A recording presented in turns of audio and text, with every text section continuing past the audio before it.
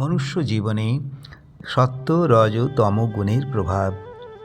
সত্ত্বং রজস্তম ইতি গুণাঃ প্রকৃতি সম্ভবা নিবধ্নতি মহাবাহু দেহে দেহিনাম অব্যয়ম।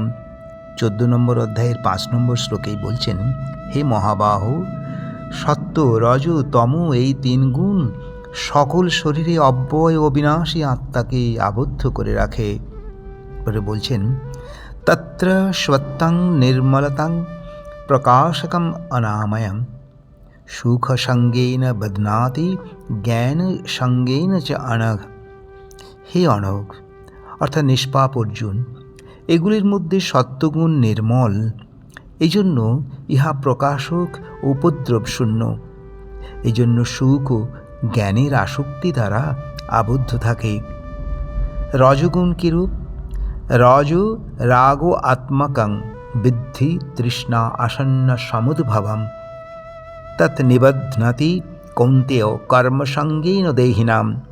অর্থাৎ হে কৌন্তেয়, রজগুণ তৃষ্ণা ও আসক্তি উৎপন্নকারী ও রাগাত্মক বলে যেন কর্মের আসক্তি দ্বারা দেহিকে আসক্ত করে।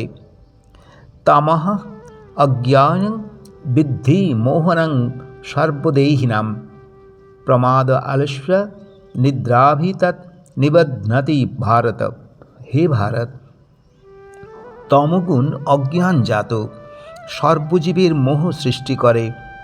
এটি প্রমাদ আলস্য নিদ্রা দ্বারা জীবেদের আবদ্ধ করে রাখে। এরপরে আবার বলছেন, সত্যং সুখে সঞ্জয়তি রাজঃ কর্মণি ভারতঃ জ্ঞানম আবৃত্ত তু তমঃ প্রমাদে সঞ্জয়তি উতা।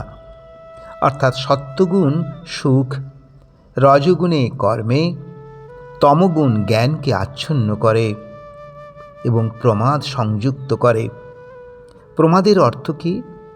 এমন কোনো কাজ না করা যা নিজের বা সমাজের অকল্যাণ হয়। সদ্গুণে শান্তি পাওয়া যায়, রজগুণে অশান্তি বৃদ্ধি পায়, তমগুণে প্রমাদ বা মোহ বৃদ্ধি পায়।